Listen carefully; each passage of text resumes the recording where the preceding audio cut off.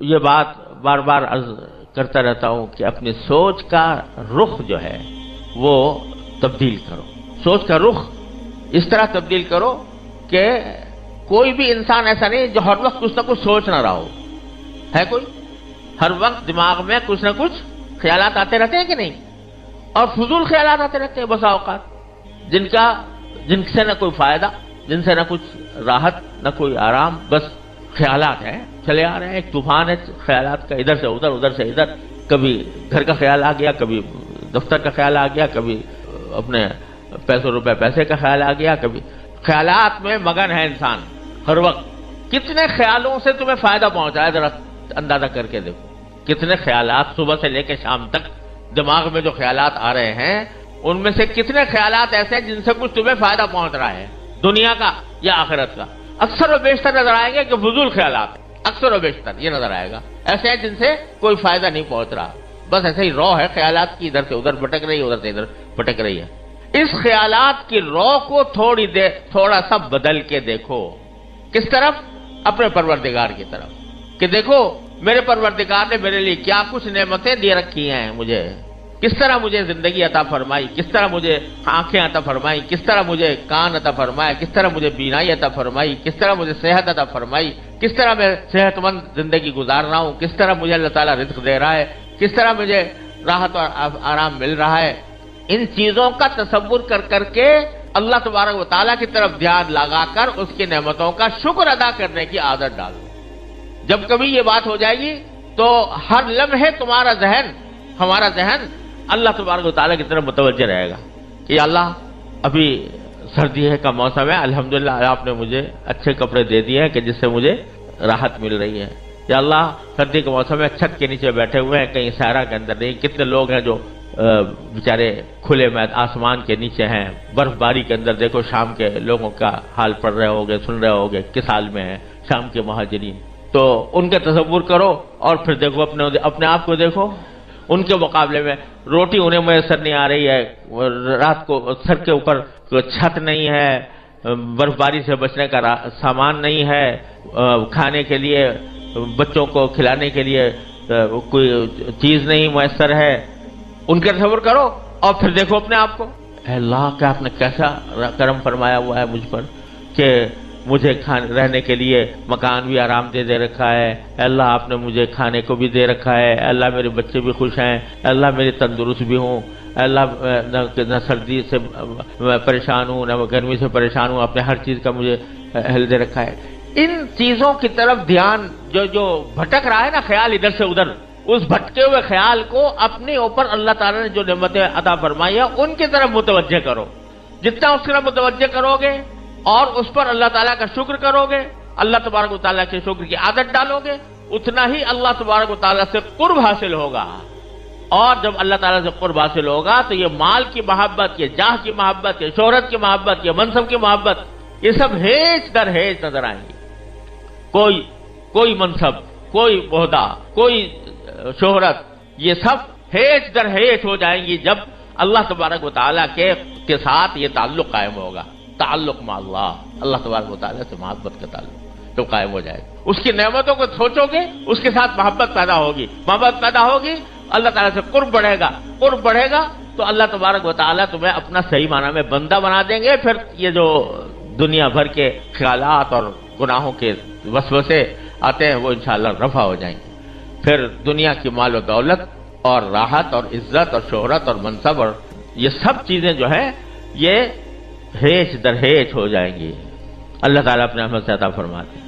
حضرت شیخ عبدالقادر جیلانی رحمۃ اللہ علیہ کی طرف منسوب ہے کہ ان کو سنجر ایک جگہ تھی تو اس کا سلطان تھا، اس کا بادشاہ تھا.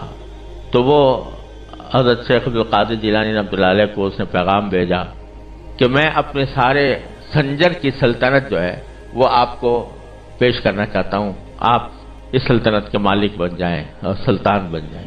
یہ پیشکش کی پوری سلطنت بادشاہ نے.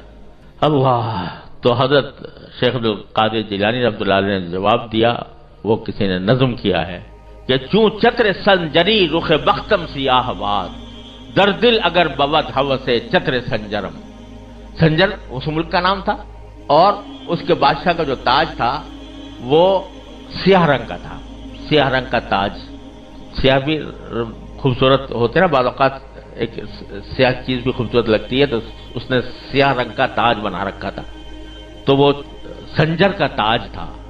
تو مولانا فرماتے ہیں حضرت شیخ عبدالقادر جیلانی، کیوں چتر سنجری رخ بختم سیاہ باد، در دل اگر بود ہوس چتر سنجرم، زانگاہ کے یافتم خبر از نیم روز نیم شب، زانگاہ کے یافتم خبر از ملک نیم شب، من ملک نیم روز بدانگے نمی خرم. وہ جو سلطنت تھی سنجر کی، اس کا ایک علاقہ تھا جس کو نیم روز کہلاتے تھے. نیم روز، نیم روز کے لفظی معنی فارسی میں ہوتے ہیں آدھا دن.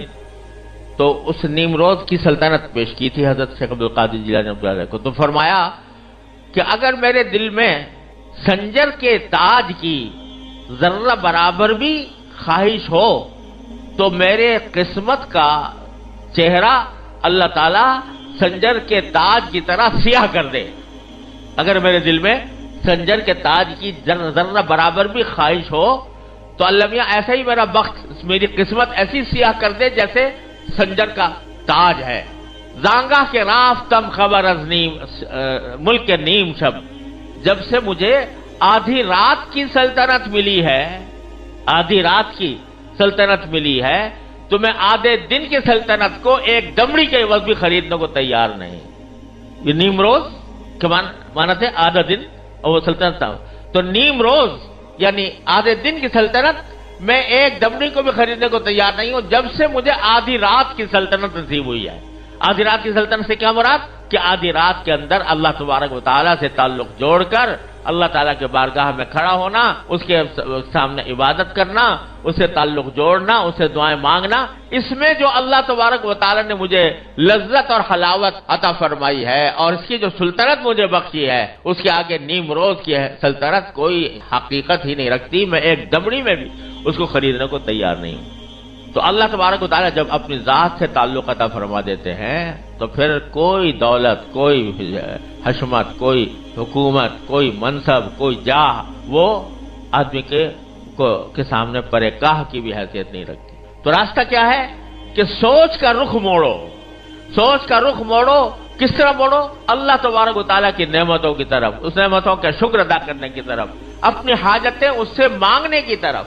یہ جو دن رات شیخ چلی کی طرح منصوبے بنا رہے ہو، وہ اس منصوبوں کے بجائے اللہ تعالیٰ سے مانگو، یا اللہ مجھے فلاں چیز کی ضرورت ہے عطا فرما دیجئے، یا اللہ مجھے آپ نے اتنا کچھ عطا فرما رکھا ہے، پہلے میں اس کا شکر ادا کرتا ہوں، اور پھر جو مجھے مطلوب ہے اللہ اس کو آپ سے مانگتا ہوں.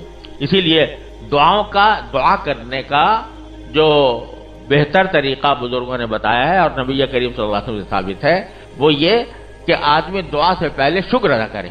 الحمدللہ رب العالمین پہلے کہے. کیا مطلب؟ کہ اگر صرف بغیر اللہ تعالیٰ کا شکر کیے حاجت مانگو گے اللہ تعالیٰ سے، تو گویا ایک طرح سے کہیں اس میں شائبہ پیدا ہوتا ہے شکوے کا. جیسے میرے پاس کچھ ہے تو ہے نہیں، میں مانگ رہا ہوں، آپ سے مانگ رہا ہوں. لیکن پہلے شکر ادا کر لو کہ جو موجودہ نعمتیں ہیں ان پر شکر کر کے اعتراف کر لو کہ اللہ آپ نے مجھ پر بہت نعمتوں کی بارش کر رکھی ہے، ساری تعریفیں آپ کی ہیں، سارا شکر آپ کا ہے. پہلے شکر کر کے اللہ تبارک و تعالیٰ کے نعمتوں کا اعتراف کر لو، اور اعتراف کر کے شکر ادا کر کے پھر کہو کہ اللہ بہت کچھ دے رکھا ہے لیکن یہ حاجت ہے میری، یہ حاجت بھی پوری فرما دی. تو پھر دیکھو وہ ایک طرف شکر کے نتیجے میں ایک شکر کی عبادت تم نے ادا کر دی، اور اللہ تبارک و تعالیٰ کے سامنے اپنی حاجت بھی پیش کر دی. تو دونوں چیزوں سے تمہارا تعلق اللہ تعالیٰ سے مضبوط ہو جائے گا، شکر سے بھی اور دعا سے بھی. تو اپنی سوچ کا محور، سوچ کا مرکز، سوچ کی لہر وہ اس طرف کرو، شکر کی طرف اور دعا کی طرف. اے اللہ جو نعمتیں آپ نے دی ہیں اس پر شکر، اے اللہ فلاں چیز کی حاجت ہے مجھے عطا فرما دیجیے. اگر یہ سوچ اور یہ بات جس طرح زبان سے، یہ شکر اور دعا یہ جس طرح زبان سے ہوتی ہے اسی طرح دل سے بھی ہوتی ہے. چلتے پھرتے دل میں یہ کرتے رہو، یا اللہ میں باہر نکلا تھا آپ نے اچھی سواری عطا فرما دی، اللہم لک الحمد لک الشکر. یا اللہ بیٹھ گیا ہوں مجھے منزل تک آسانی سے پہنچا دیجیے. یا اللہ میں گھر میں داخل ہونے والا ہوں، گھر والوں کو خیر عافیت سے پاؤں، اچھی حالت میں دیکھوں، کوئی برا منظر سامنے نہ آئے. اے اللہ جب میں گھر میں داخل ہو گیا سب کو اچھا حال میں پایا، یا اللہ آپ کا فضل و کرم ہے، آپ کا شکر ہے، اے اللہ ان کے درمیان محبتیں قائم رکھیے، اے اللہ ان کو آپ اپنے دین دنیا کی ترقی عطا فرمائیے، صلاح و فلاح عطا فرمائیے۔ غرض کون انسان ایسا ہے جو حاجتوں میں جکڑا ہوا نہیں ہے؟ تو ایک طرف اللہ تعالیٰ کی نعمتوں کا شکر ادا کرتے رہو، دوسری طرف اللہ تبارک و تعالیٰ سے اپنی حاجتیں مانگتے رہو۔ یہ اپنی سوچ کا رخ اس طرف موڑ دو، اس طرف موڑو گے تو جب اس طرف یہ سوچ کا رخ مڑے گا تو یہ جو شیطان دل میں ڈالتا ہے، مال کی محبت ڈالتا ہے، اس سے بخل پیدا ہوتا ہے اور ناشکری پیدا ہوتی ہے اور ناجائز کاموں کی طرف دھیان ہوتا ہے، یہ سارا دھیان مڑ کر اللہ جل جلالہ کی طرف چلا جائے گا انشاءاللہ۔ اس کی فکر چاہیے، اللہ تعالیٰ مجھے آپ کو سب کو اس کی فکر عطا فرمائے۔